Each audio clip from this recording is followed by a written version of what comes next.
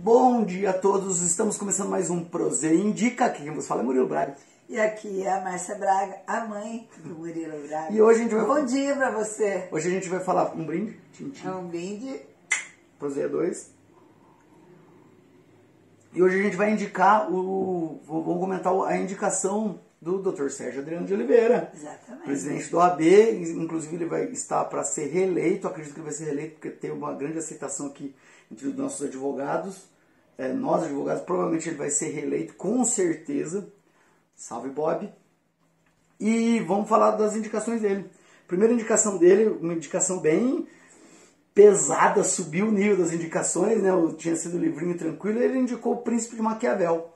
Antes da gente falar do Príncipe de Maquiavel, a gente precisa analisar quem era o Maquiavel que escreveu o Príncipe. Então Maquiavel ele viveu na Itália, na época que imperava lá a aristocracia, e a aristocracia das famílias, aquelas coisas de famílias mesmo, aristocratas. E ele era conselheiro da família Médici.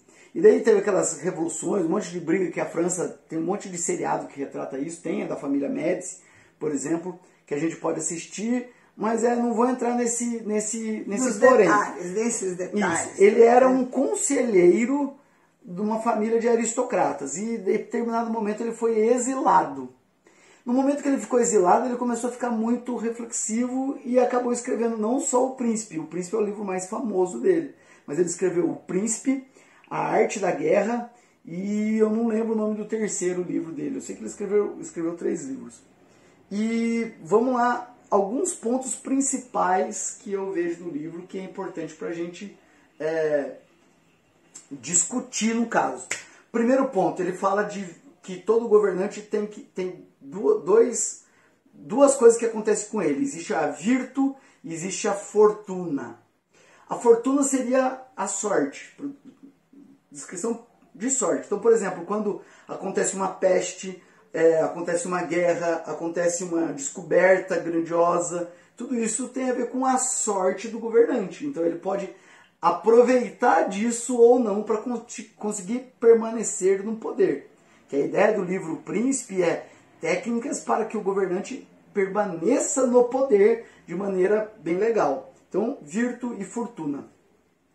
Daí vem o segundo ponto que ele descreve no livro, que todo governante ele tem escolha de ser amado ou temido. Não tem outra. Ou ele é amado ou ele é temido. Então, no caso, ele provavelmente... E daí ele mostra que o bom governante, na verdade, faz os dois. Ou seja, ele é amado pelo povo e temido pelos seus súditos. Então ele descreve que um governante ele tem o povo, que é quem ele deve servir e que deve amá-lo, porque se ele tiver o amor do povo, ele permanece no poder por tempo indeterminado. E ele tem que ser temido pelos súditos. E ele descreve os súditos, todas aquelas pessoas que de alguma forma ele precisa para que ele continue no poder. Então todos aqueles que estão abaixo, que não é considerado povo, mas também não é considerado governante. E daí o resumo da frase final, que é aquela clássica que muitos dizem que Maquiavel falou, mas não tem no livro de Maquiavel, que é que os fins justificam os meios. Ele dá isso a entender no pano de fundo do livro, mas de fato ele não fala sobre isso. Entendi. Muito interessante. Beleza? Dá vontade de ler novamente o Príncipe. E daí vamos pro segundo, Bob indica o Milagre da Cela 6.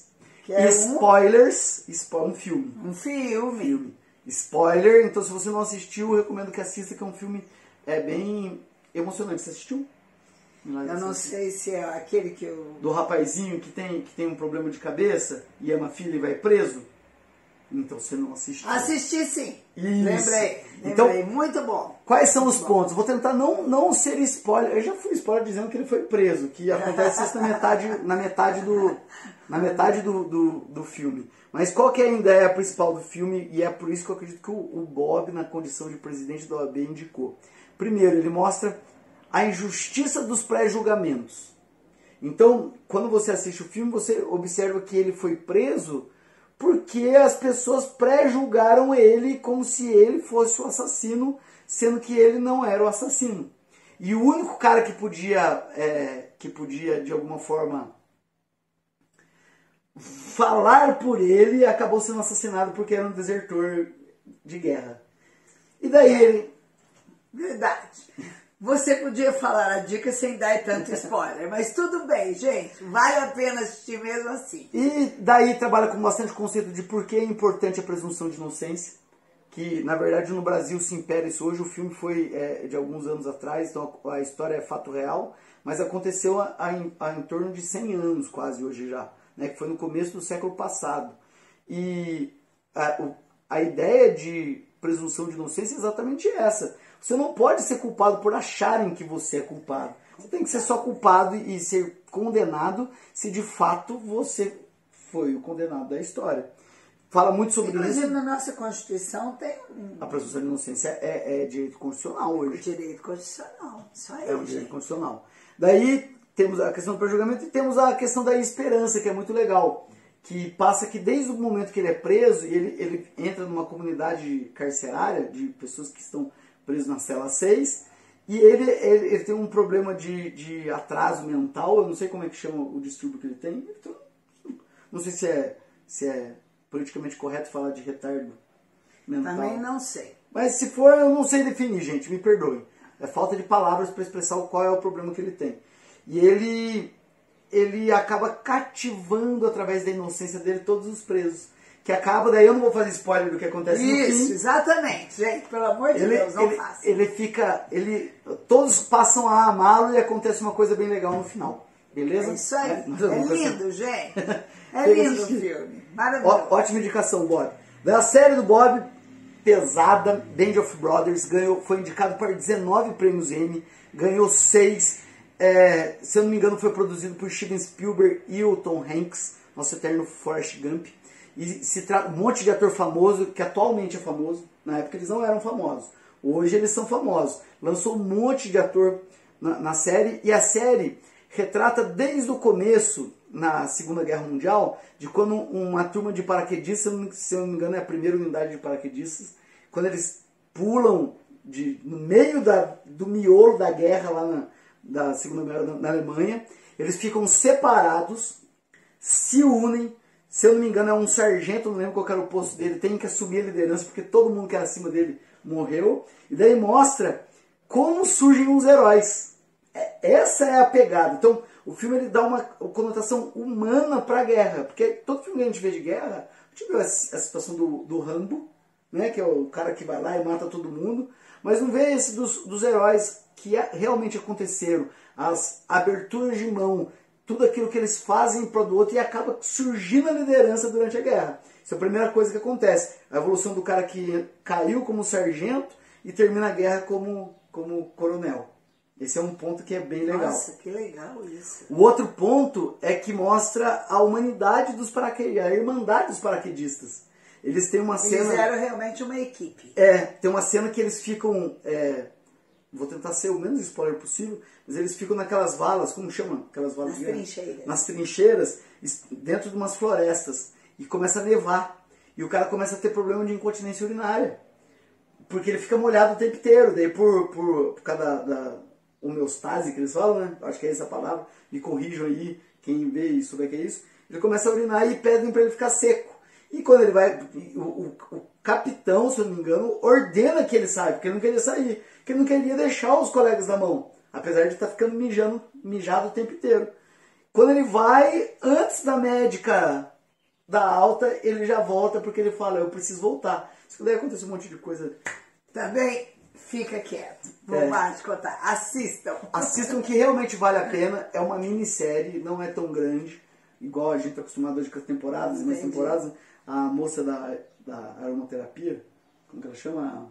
A Elis. Pra gente não errar. A Elis indicou This Is Us. São 8 temporadas de 21 capítulos. Eu tô perdido para comentar. Vou comentar o que der. Até lá eu tô assistindo. É bem legal, vale muito a pena. E daí chegamos na última parte, que é a parte da Dona Márcia, que foi a indicação da música Romaria. Pois é, gente, essa música, eu acho que... Vou chutar um índice aqui, uns 80% da população acho que sabe cantar. porque ela acabou virando vou chamar de hino, tá? Um hino que louva Nossa Senhora Aparecida. E é também um incentivo aos romeiros, né? Que fazem as suas peregrinações aqui na nossa região, que é, não é rota que chama, Caminho da Fé. Aqui na nossa região é o Caminho da Fé e passa muitos romeiros por aqui. E aqui em Cambuí mesmo, anualmente, tem muitas pessoas que saem daqui para ir até Aparecida. Bom Repouso também, né? Romaria para Bom Repouso. Romaria para Bom Repouso e por aí afora. Mas é o seguinte, bem rapidamente também, algumas curiosidades sobre essa música. E eu fiquei surpresa também, que ela foi composta em 1977, gente. 1977, quantos anos tem já? Faz a conta aí, por favor. Tô tentando, 3 anos mais que eu, 45 anos. Vai fazer 45 anos. Pois é, 45 anos. E o Renato Teixeira, que na verdade o nome dele não é só Renato Teixeira, é Renato Teixeira de Oliveira, que nasceu em Santos, mudou-se para Ubatuba com 7, 8 anos e de lá saiu para Taubaté. Com 14 anos ele foi para Taubaté. E ele veio de uma família de músicos, muitos parentes dele eram músicos, a mãe era pianista, ou seja, ele não tinha como não ser um bom músico, né? E ele lançou essa música em 1977, mas não fez sucesso. E aí o que ele fez? Ele ficou 3 anos, gente, olha pra você como tudo exige da gente persistência. 3 anos procurando um cantor que quisesse gravar a Romaria. E ninguém se interessou pela música.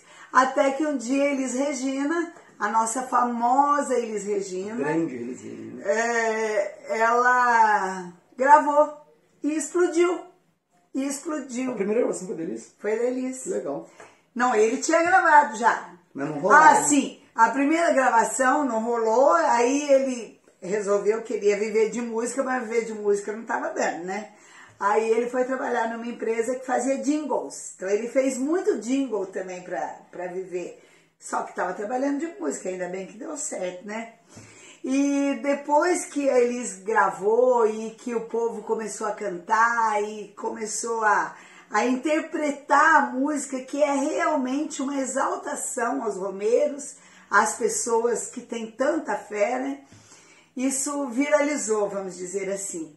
E uma curiosidade, gente, 147 artistas já gravaram Romaria. É impressionante.